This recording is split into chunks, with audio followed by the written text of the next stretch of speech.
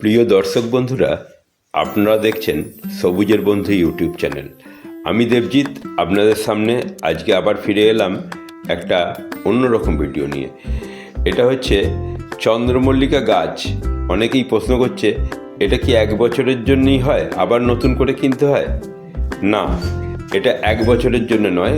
গাছটা আপনার 1 বছর ফুল নিন। প্রথম বছর হয়তো কিনলেন, 1 বছর ফুল নিন। নেয়ার পর যখন গাছটা ফুলগুলো শুকোতে আরম্ভ করবে, তখন আপনারা করবেন কি, দেখাচ্ছি আমার এই চন্দ্রমল্লিকা গাছগুলো দেখুন সব আছে।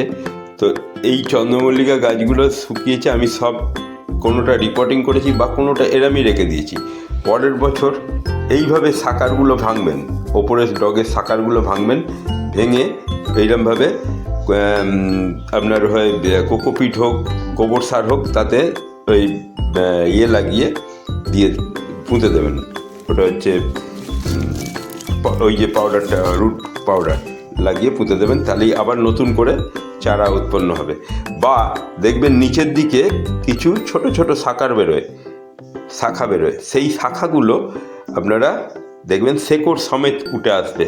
মাটিটা আলগা করলে শেকড় সমেত উঠে আসবে, সেগুলো বসালে গাছ হবে।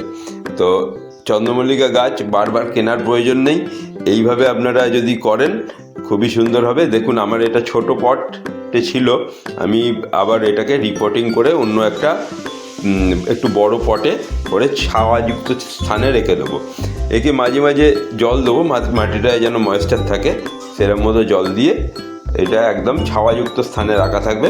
এই ফুলগুলো ফুটে গেলে সমস্ত, তারপর একদম খুব ছোট করে কেটে দেবো। যেমন দেখুন পাশেরটাকে কেটে দিয়েছি, এইভাবে কেটে দেবো।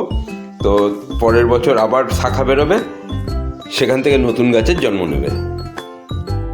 আমার ভিডিওর সঙ্গে জুড়ে থাকার জন্য অশেষ ধন্যবাদ।